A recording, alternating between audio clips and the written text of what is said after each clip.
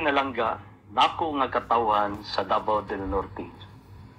Base sa impormasyon nga niabot sa atong opisina, adunay iserve nga dili makatarunganon nga preventive suspension order kanako unya Huwebes, April 11, 2024. Kahapon. Dako ang akong kalibog kung unsa ang basihan o ground sa maong preventive suspension kay wala man gani ta napatawag sa korte o wala pud ta napatawag sa Office of the President o walay nahitabo nga investigasyon sa national o local office sa DILG.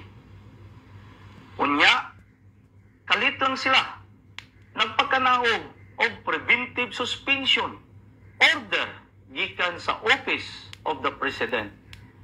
Busa, klaro gid kayo ang injustice kay kini wala ni agi sa sakto nga proseso sa balaod o due process of law, being violative of Rule 6, Section 3 of Administrative Order Number 23, Series of 1992, o sa akong constitutional right to due process.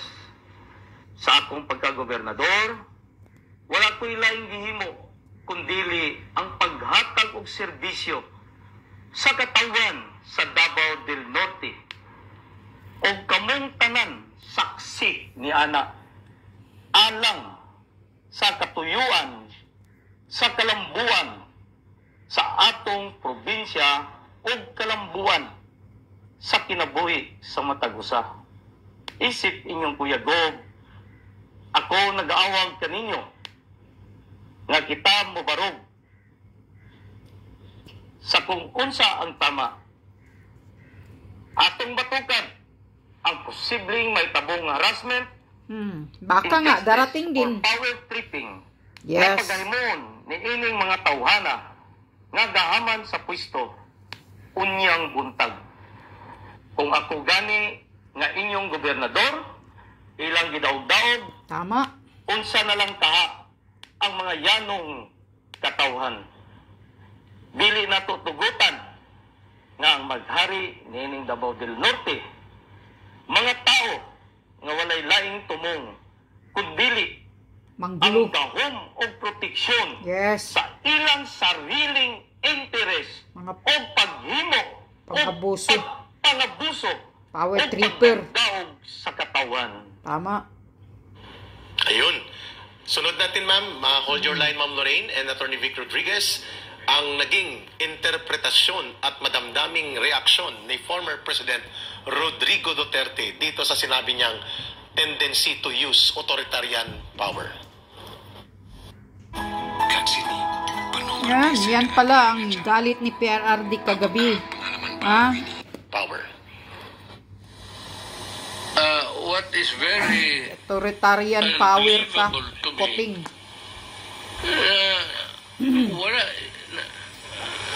Talagang walang notice, wala lahat. Basta sinabi lang sa kanya, umalis ka. Alam mo, we are drifting into that kind of setup,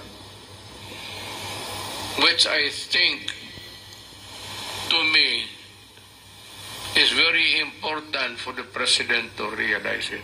kung makarealize, Tatay Diggs, ang Mr. bangag. President,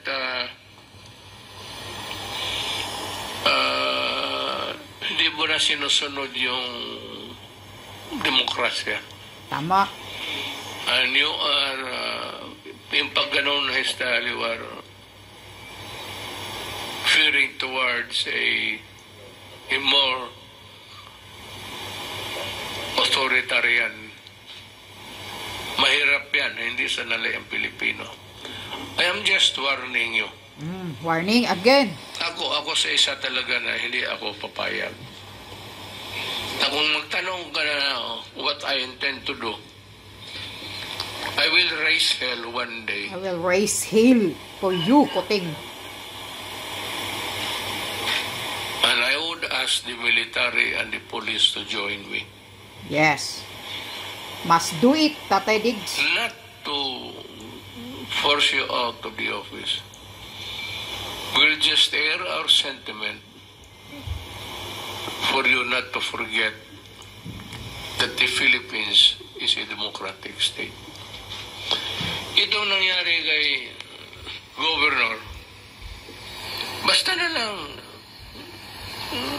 pinaalam sa kanya na umalis ka. Kaya nga, walang due process. It violates the due process of law. Correct.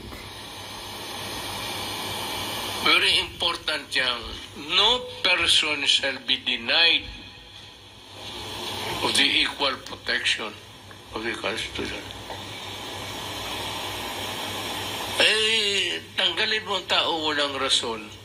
And you must remember that the governor of North Davao has been elected by the people. Correct. Hindi mo appointed Hindi yan. ang trabahante na in-appoint mo. Oh. Pwedeng tanggalin. Tapos tanggalin mo. Yes. We have to respect the will of the people of that North Davao. Por respeto naman. So you are veering dangerously close to being an authoritarian government. Ako sinasabi ko sa iyo kasi hindi ko nagustuhan yung style mo. Mhm.